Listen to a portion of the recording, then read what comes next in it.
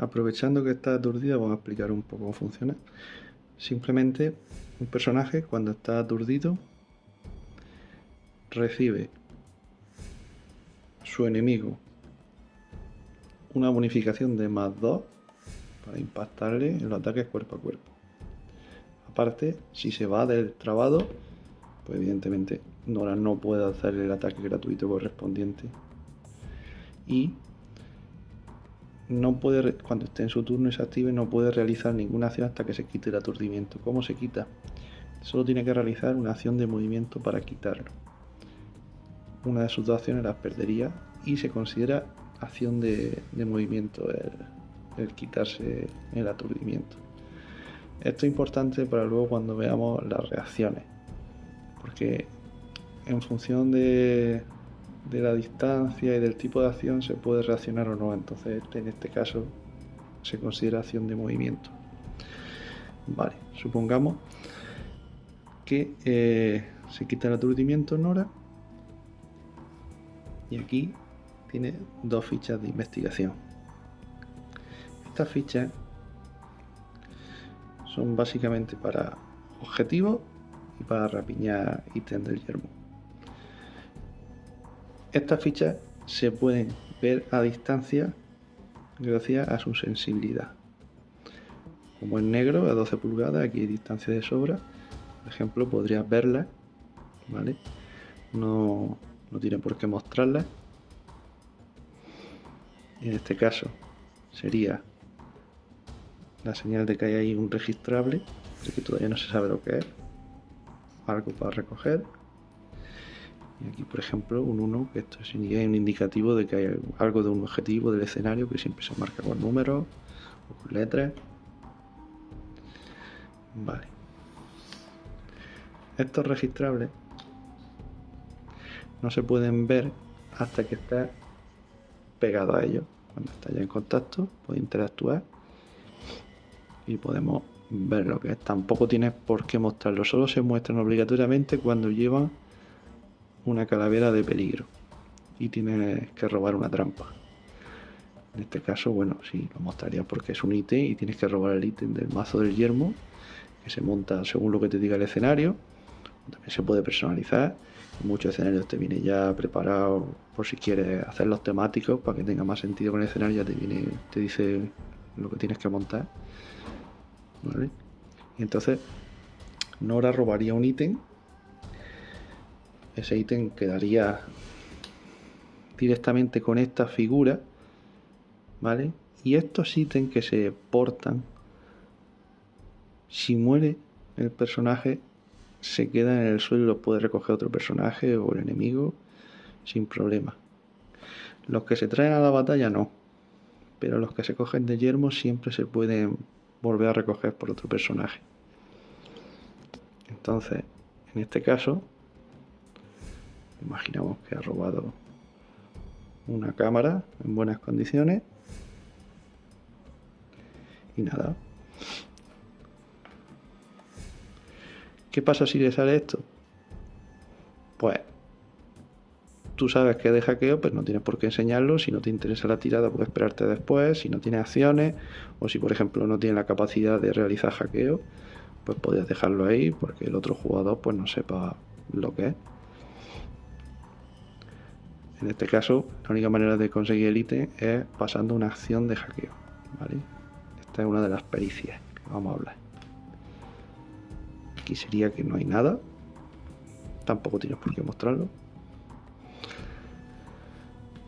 Y aquí sería como la de antes, pero con la diferencia de que aquí sí pilla el ítem aunque falle en la tirada de hackeo. Simplemente tendrías que pasar primero por la trampa. Entonces, fallas la tirada, robas trampa, resuelves la trampa y luego roba el ítem. Este sería un ítem y esto sería, por ejemplo, una trampa. Directamente, esta sí está obligada a mostrarla. Y estos son los 3 registrables que quedarían por ver. ¿Vale? Ahora vamos a ver los tipos de ítem que se suelen usar. Están los ítems de uso limitado. Son ítems que como su nombre indica, directamente coges, los usas y los gastas y los descartas directamente, hacen su función y fuera. Estos se pueden llevar más de uno y se marcaría con las fichitas o las chapas que si tienes chapas de estas, por ejemplo, eso significa que llevo 2 estimulantes, ¿vale?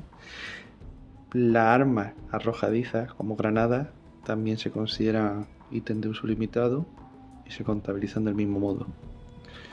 Esto es porque a la hora de las reglas existe la regla de compartir. Siempre se pueden compartir todos los ítems de uso limitado. Por ejemplo, supongamos que este personaje está en su activación, Nora está aquí, Nora posee un estimulante y este personaje está herido. Pues este personaje durante su activación puede pedirle, entre comillas, a Nora el estimulante, siempre y cuando ninguno de los dos esté trabado y estén a una distancia amarilla. Entonces, este personaje podría usar directamente la carta de estimulante como si estuviese en su inventario, sin problema, se compartiría. Lo mismo albóndiga. Los perros tienen sus limitaciones, porque solo puede usar comidas y bebidas y estimulantes. Entonces, igualmente, si albóndiga necesita un estimulante, Nora podría desde aquí usarlo. Usarlo se considera una acción gratuita, ¿vale? No consume ninguna acción, tampoco, por ejemplo, recoger un ítem del suelo, como hemos dicho antes, si muere un personaje y recoge un ítem del suelo, eso no cuenta como acción. También puedes dejarlo caer, no cuenta como acción, ¿vale?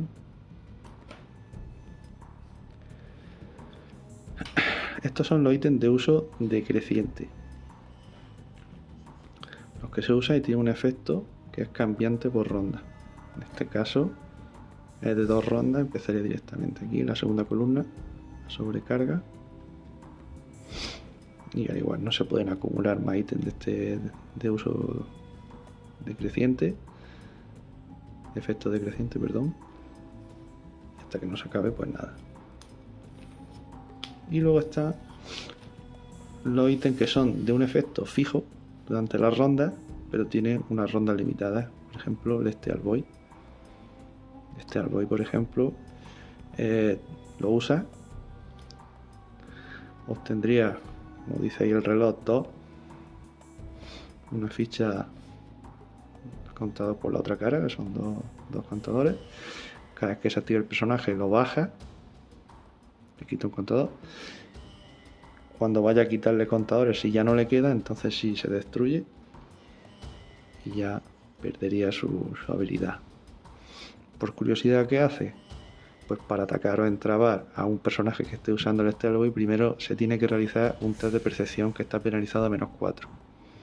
Si la intención era atacar, se resuelve el ataque como si el dado fuese una X, y si la intención es entrabar, el personaje se queda quieto y pierde la acción.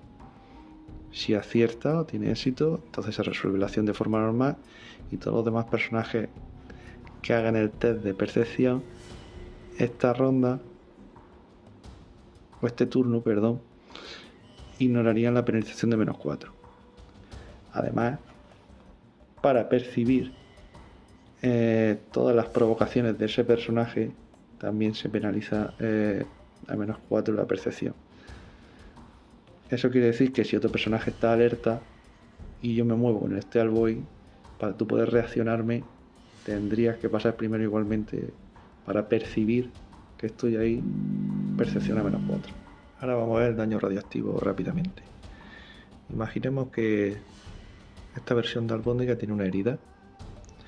Imaginemos que se queda aquí, termina su movimiento ahí, en un barril radioactivo, y esta escenografía, que tiene su carta también de referencia que lo explica, se tiraría un dado negro para ver el daño que le haría, daño radioactivo, a principio de, creo que era a principio de ronda, cuando comienza le haría un daño radioactivo, por cada barril que haya, se tiraría un dado.